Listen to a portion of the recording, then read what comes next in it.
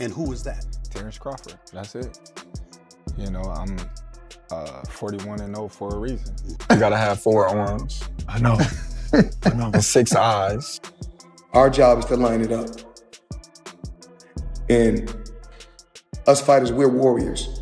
We always want to fight. Mayweather Jr. has delivered a pointed warning to Terence Crawford amid the growing debate over who would win between them. Floyd made it clear that his message is less about fear and more about reality.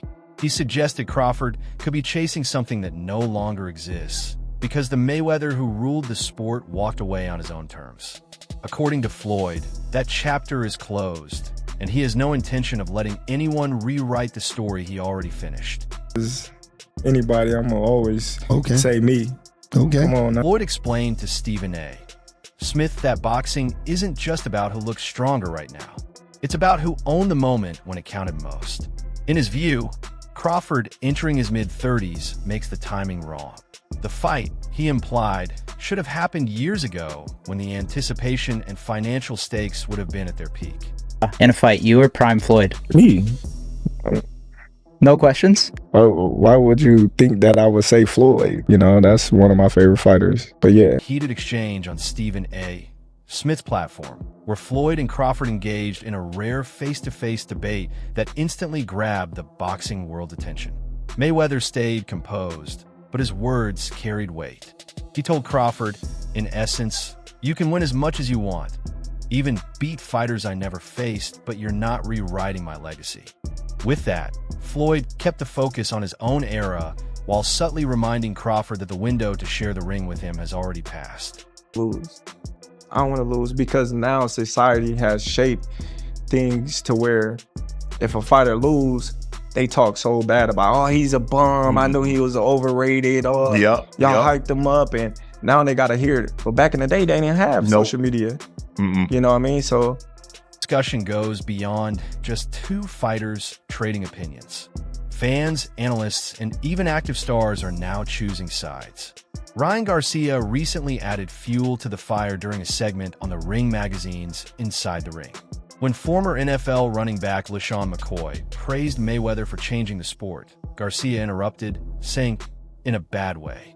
Garcia argued that Floyd didn't just master opponents in the ring. He mastered timing outside it. He accused Mayweather of choosing moments carefully, suggesting names like Manny Pacquiao and others were past their absolute prime.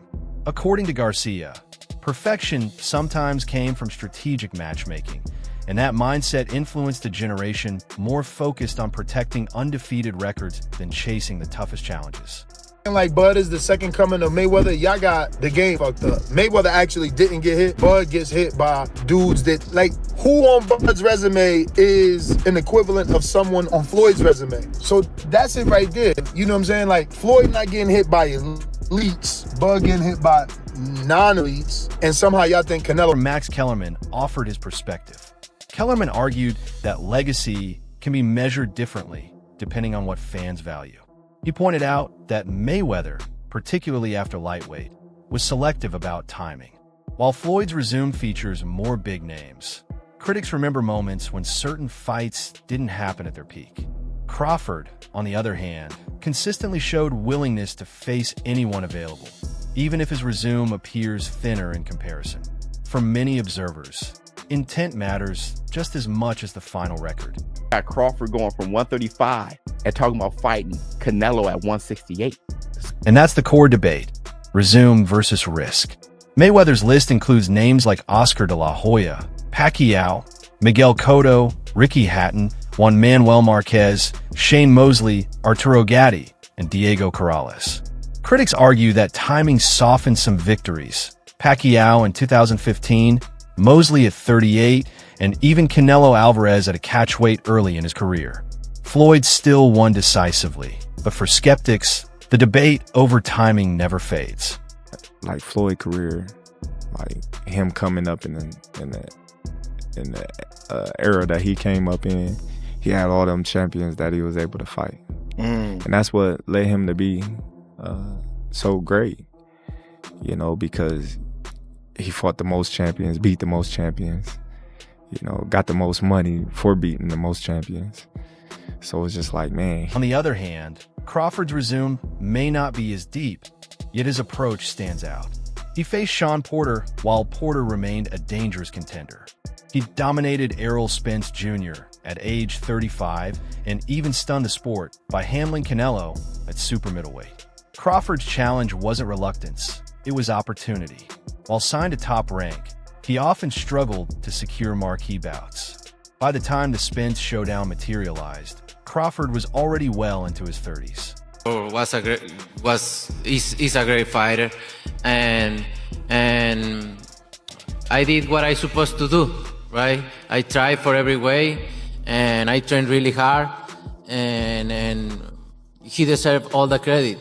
No, I try my best tonight, and I just cannot figure out the style. Was it something specific, the movement, or Now 38 years old, Crawford stands undefeated at 42-0 with undisputed championships across 3 divisions. His resume includes names like Yuri Ortiz Gamboa, Victor Postal, Jeff Horn, Porter, Spence, and Alvarez. Mayweather's 50-0 record still carries numerical superiority, and in legacy debates, every win matters. However, Crawford is eyeing a 6th weight division, something Floyd never pursued beyond 154 pounds. That ambition to chase new ground could ultimately influence how history judges him. Had a lot of craft that mimicked some of the things that Sugar Ray did. So does Terence. And Terence is psychologically a latter-day Sugar Ray Robinson.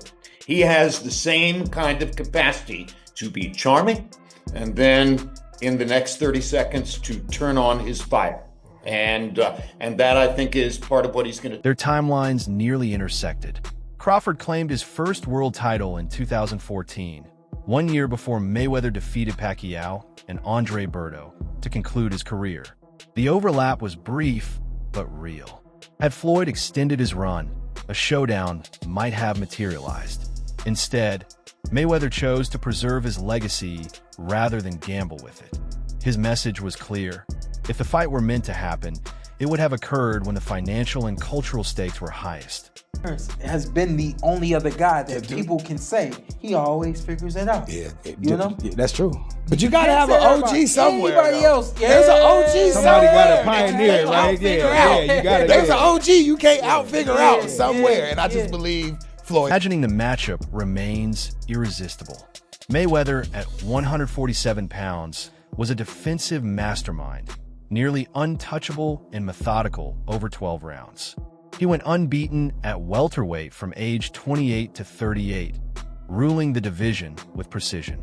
Crawford at 147 was more explosive, a switch hitter with knockout power and a ruthless edge.